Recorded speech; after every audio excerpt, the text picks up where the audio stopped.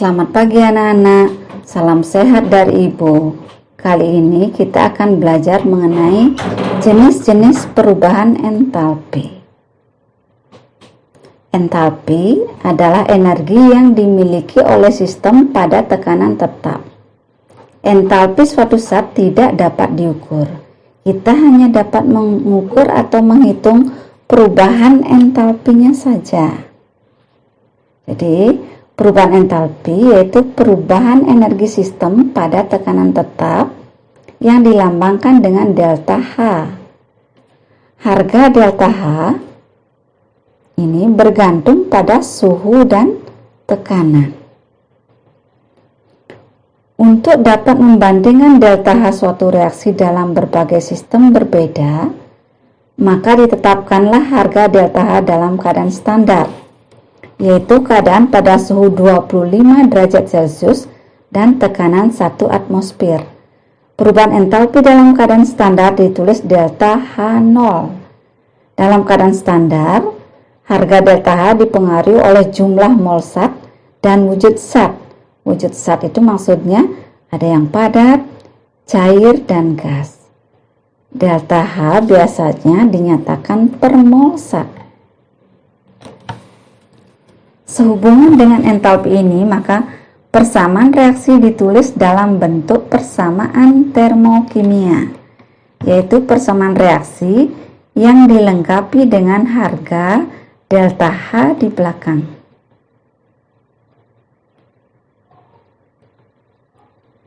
Berdasarkan jenis-jenis reaksi yang terjadi, maka perubahan entalpi dibedakan menjadi 1. Perubahan entalpi pembentukan standar atau disingkat delta AF0. F itu berasal dari kata formation, artinya dibentuk. Ini menyatakan perubahan entalpi pada pembentukan 1 mol zat dari unsur-unsurnya dalam keadaan standar. Contoh,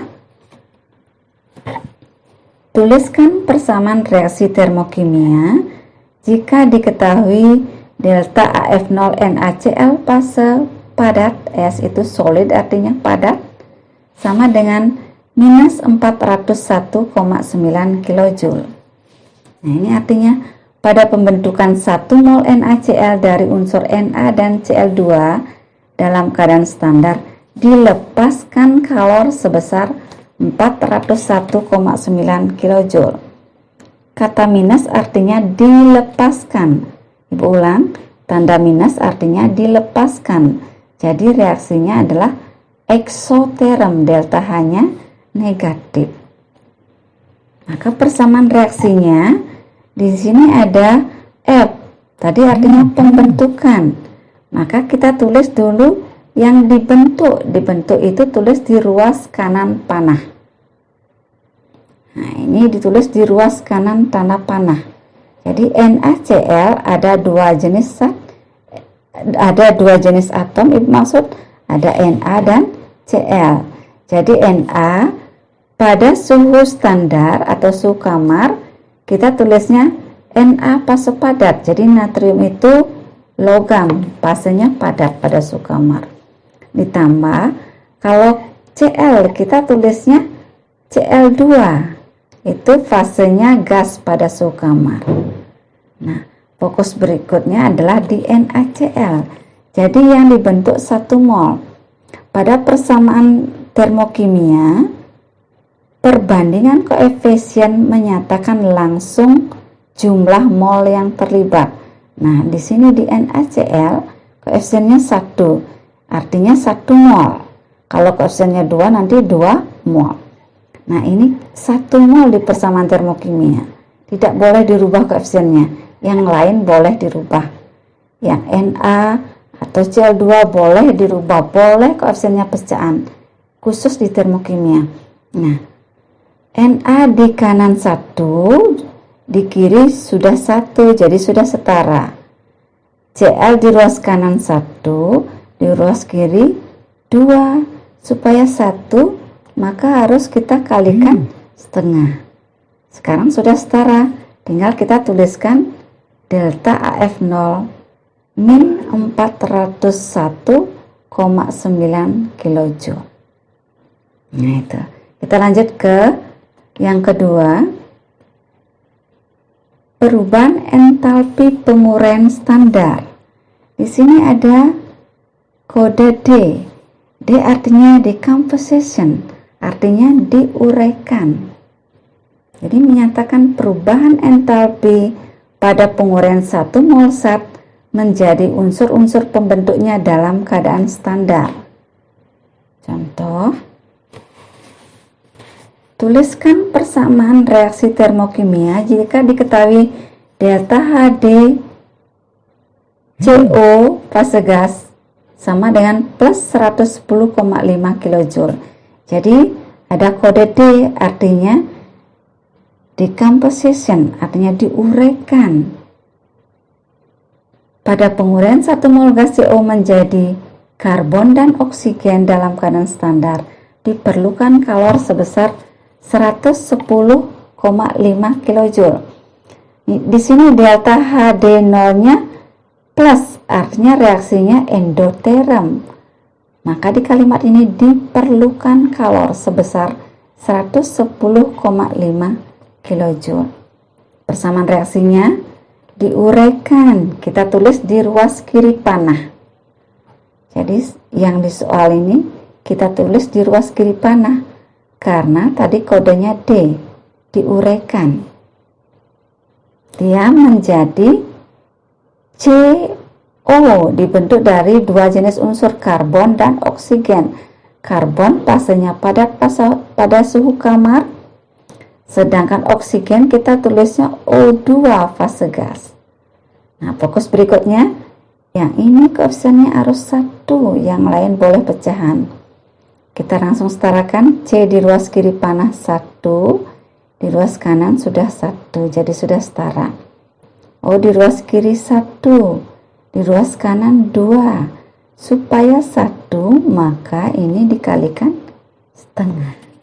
Tinggal diisi delta HD0 plus 110,5 kilojoule sesuai dengan soal tadi. Kemudian kita lanjut ke yang ketiga. Perubahan entalpi pembakaran standar disingkat dengan delta HC0. C itu singkatan dari combustion, artinya dibakar. Dia menyatakan perubahan entalpi pada pembakaran sempurna 1 mol zat dengan gas oksigen dalam keadaan standar. Contoh,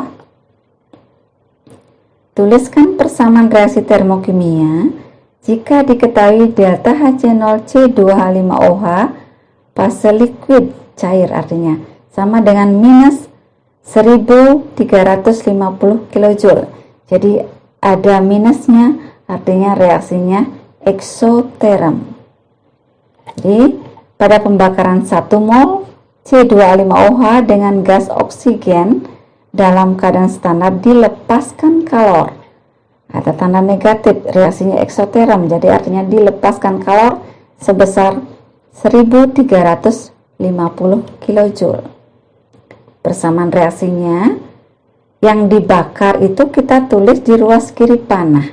Dibakar kita yang menambahkan oksigen fase gas.